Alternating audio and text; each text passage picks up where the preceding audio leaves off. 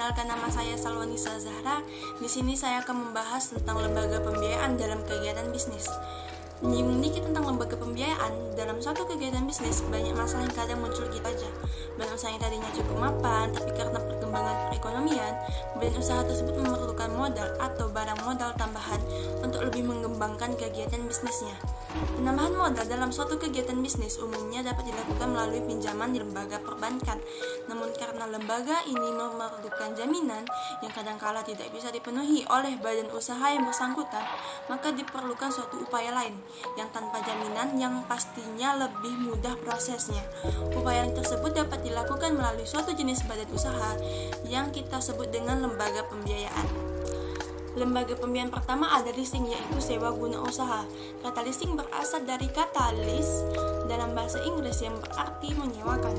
Oleh karena itu, maka yang dimaksud dengan leasing adalah setiap kegiatan pembiayaan perusahaan dalam bentuk penyediaan atau menyewakan barang-barang modal untuk dipergunakan oleh perusahaan lain dalam jangka waktu tertentu. Selanjutnya saya akan membahas tentang bagaimana terjadinya mekanisme leasing. Jadi setelah menentukan barang modal yang dibutuhkan, lease memilih dan menentukan supplier. Selanjutnya lease akan mengisi permohonan leasing yang kemudian setelah dilengkapi dengan dokumen yang disyaratkan, lease akan mengirim permohonannya kepada lessor. Lessor kemudian meneliti keadaan dan kelayakan jalannya perusahaan lease. Setelah menyetujui, lessor akan meminta kepada lease untuk menandatangani kontrak leasing. Bersama dengan itu, lease akan menandatangani perjanjian asuransi untuk barang modal yang disewa dengan perusahaan asuransi yang telah disetujui oleh lessor. Kontrak pembelian barang modal akan ditandatangani lessor dengan supplier barang tersebut. Supplier sama dengan itu, lease akan menandatangani perjanjian asuransi untuk barang modal yang disewa dengan perusahaan asuransi yang telah disetujui oleh lessor. Kontrak pembelian barang modal akan ditandatangani lessor dengan supplier barang tersebut. Supplier selanjutnya akan mengirim barang modal yang dibutuhkan lease ke lokasi atau tempat di mana barang modal tersebut akan digunakan. Lease akan menandatangani tanda terima barang modal dan menyerahkannya kepada supplier. Selanjutnya, supplier menyerahkan surat tanda terima dari lease sebagai bukti pemilikan dan pemindahan pemilikan kepada lessor. Lessor selanjutnya membayar harga barang modal yang dibutuhkan lease kepada supplier. Lease akan membayar harga sewa secara periodik kepada lessor sesuai dengan jadwal dan besar harga per periode sesuai dengan perjanjian leasing yang telah disepakati.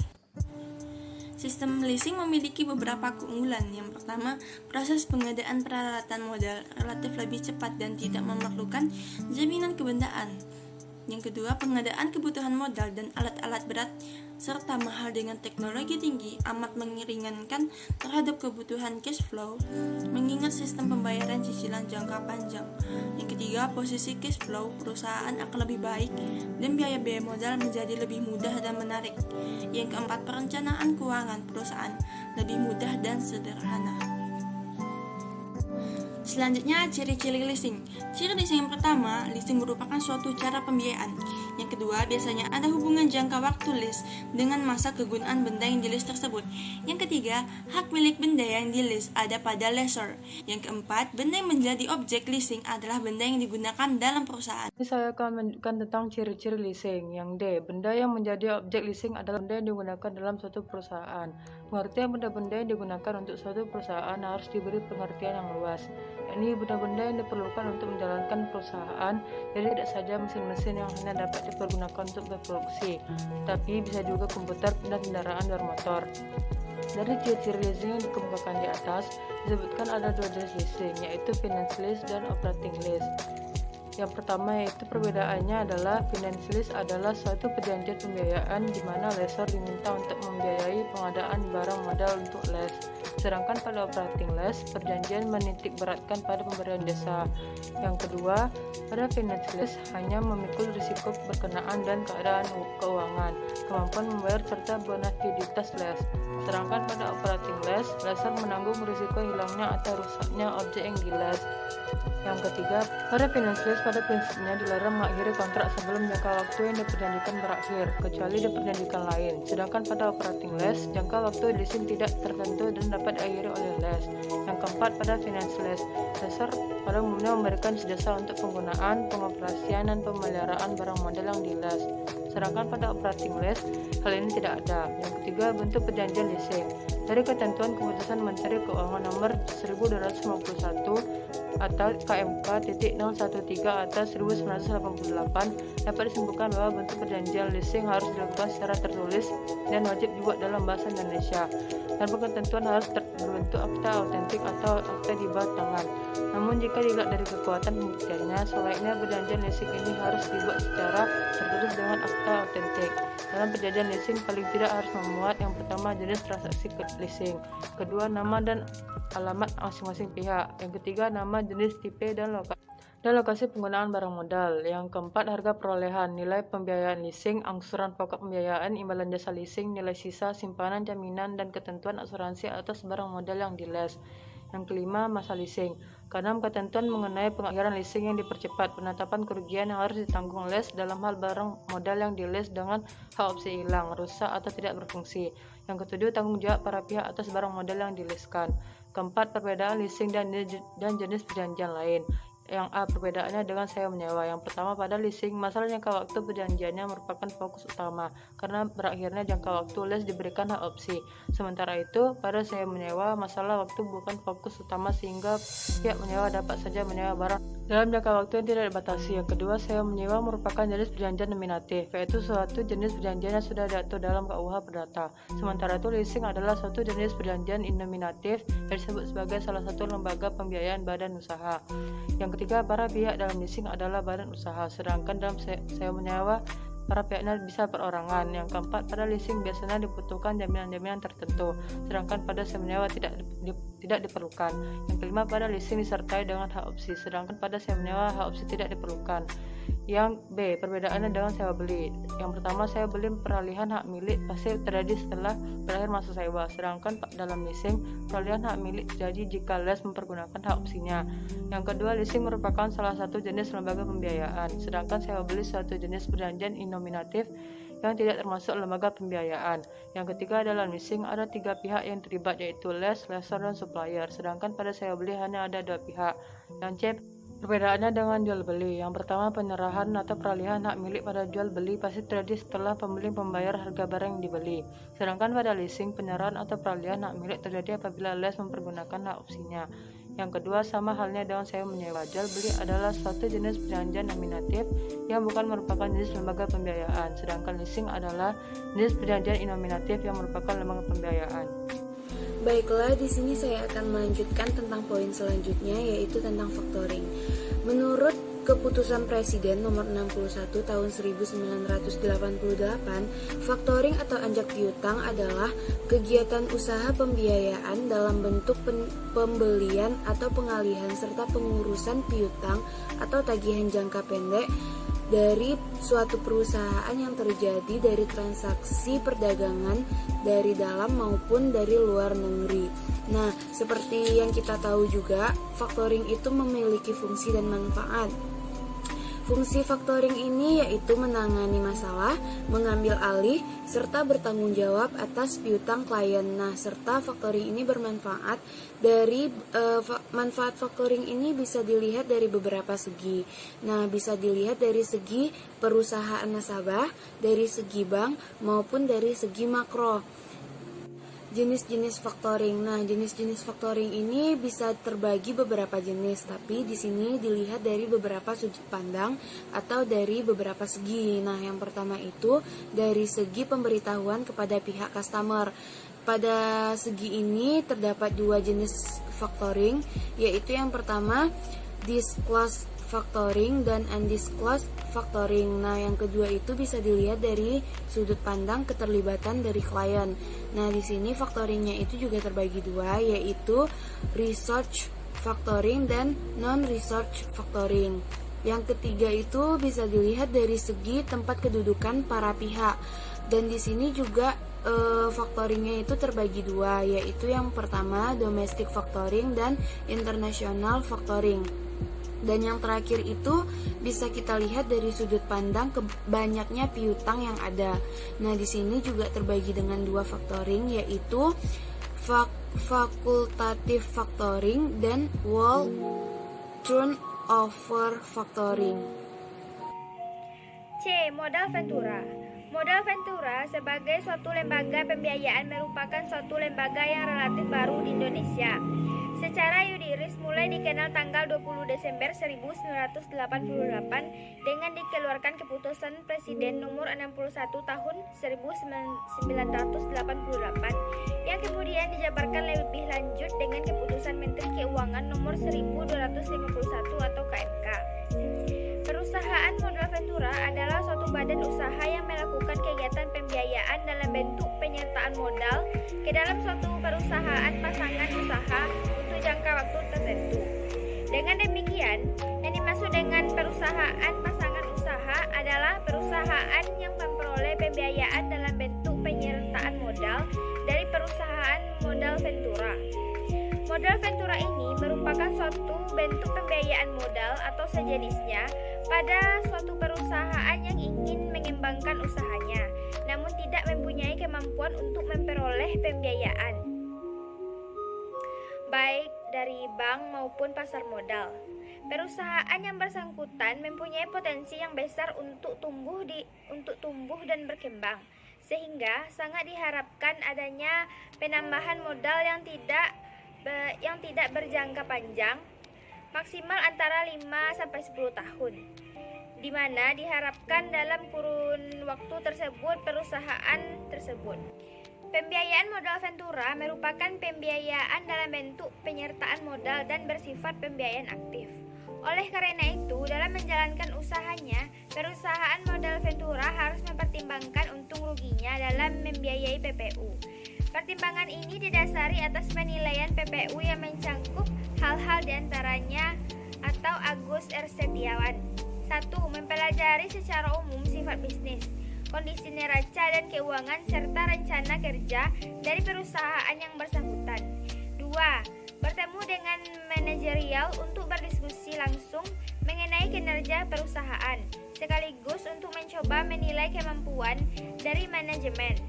3. Secara formal, menginformasikan mengenai jenis usaha kepada seseorang ahli di bidang industri yang bersangkutan. 4. Menghirup apakah kinerja perusahaan di masa mendatang dapat memberikan tingkat pengembalian investasi yang wajar.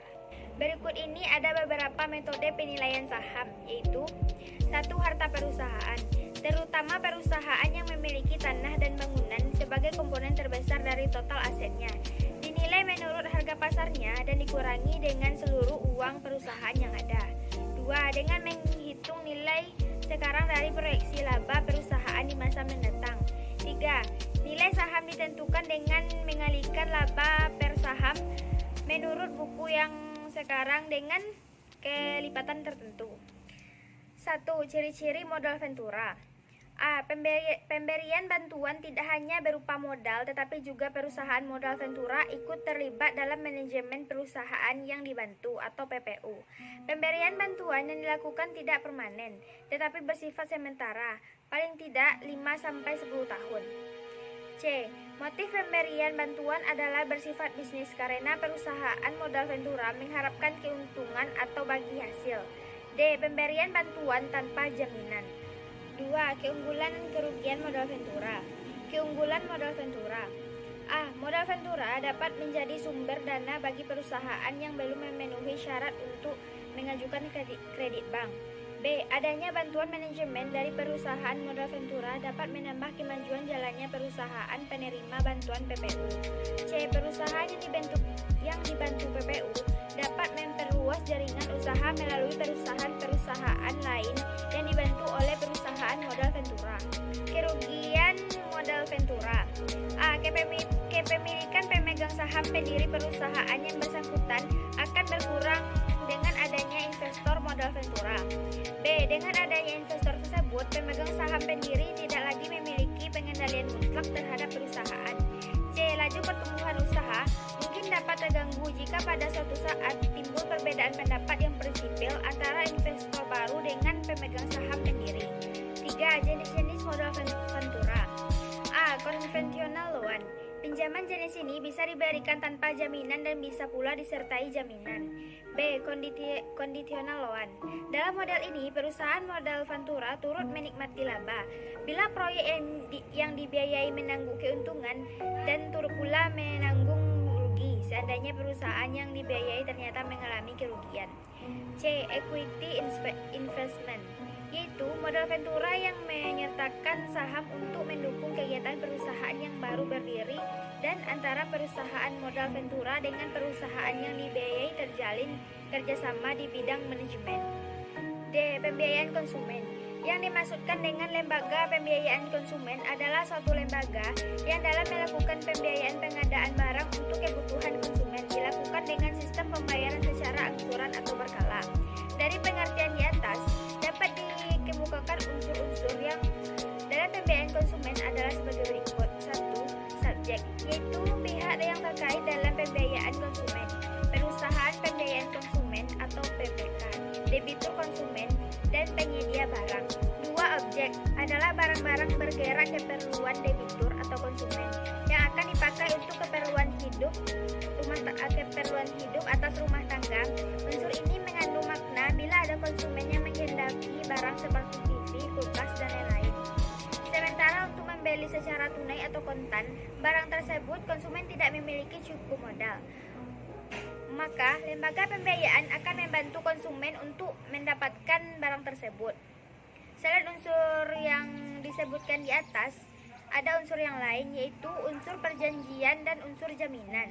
1. Unsur perjanjian. Ada dua jenis perjanjian yang dibuat dalam pembiayaan konsumen, yaitu perjanjian pembiayaan konsumen dan perjanjian jual beli. Perjanjian pembiayaan konsumen yaitu perjanjian yang dibuat antara perusahaan pembiayaan konsumen atau PPK dengan konsumen, yang isinya perusahaan pembiayaan konsumen akan membayar barang konsumen dan konsumen akan membayar kembali secara angsuran. Perjanjian jual beli yaitu suatu perjanjian jual beli yang dibuat oleh penyedia barang atau pemasok dengan konsumen, di mana perusahaan pembiayaan konsumen sanggup untuk membayar tunai barang konsumen. 2. Unsur jaminan. Jaminan dari pembiayaan konsumen hanyalah berupa kepercayaan terhadap konsumen atau debitur bahwa konsumen dapat dipercaya untuk membayar angsuran sampai selesai. Di samping itu, barang yang diambil merupakan jaminan pokok secara fidusia. Dengan dokumen kepemilikan akan berada pada perusahaan pembiayaan konsumen sampai angsuran pembayaran telah lunas.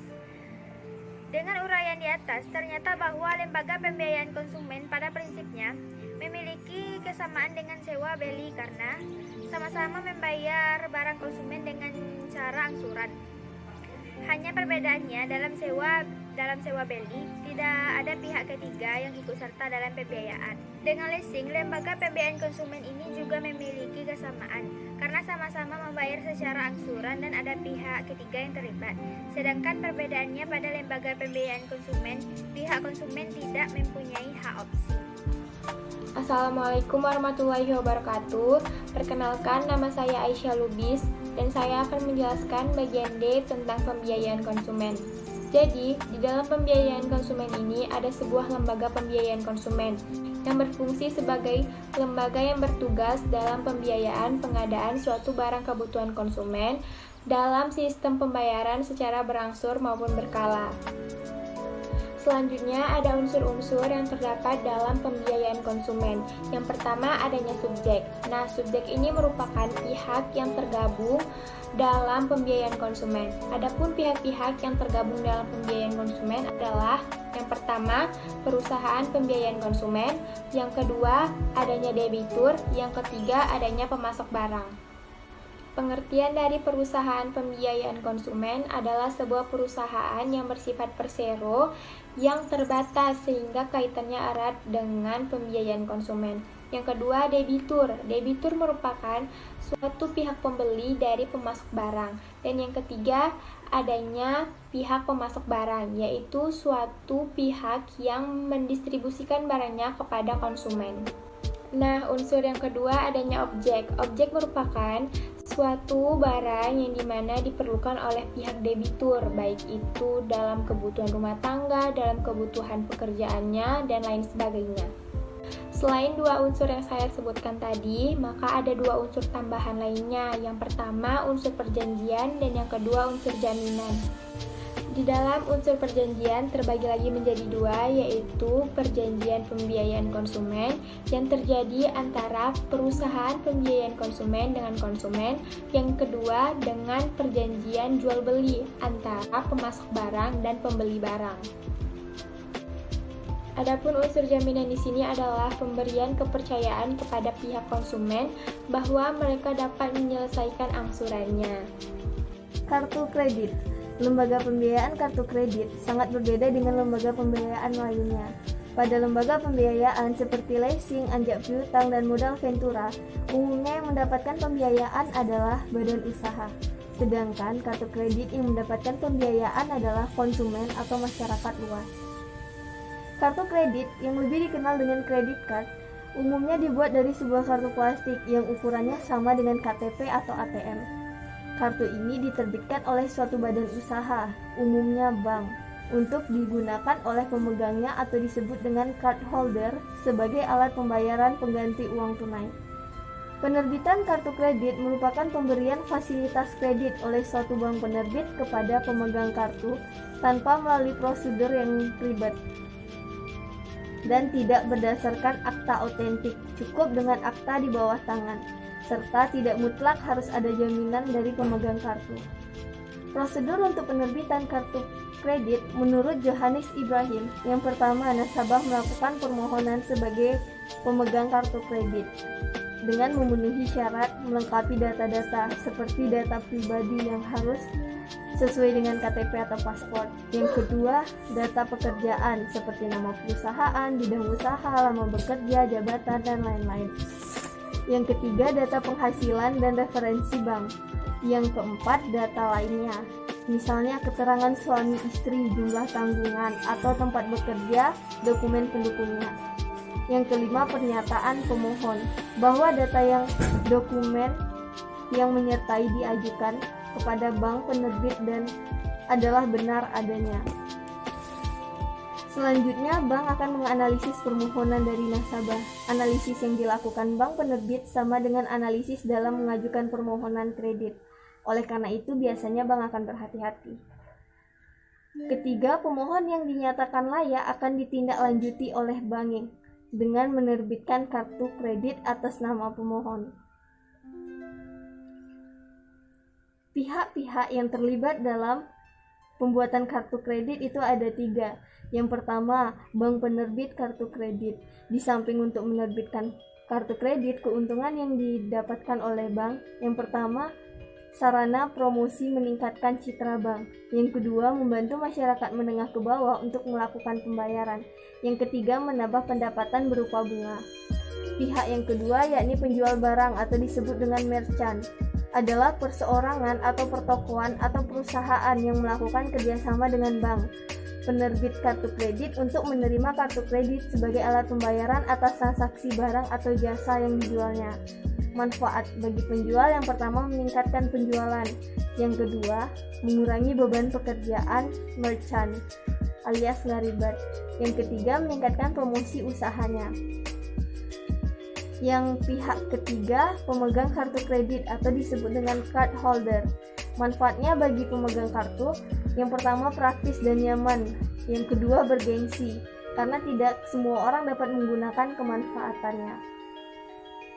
Selanjutnya, kewajiban para pihak.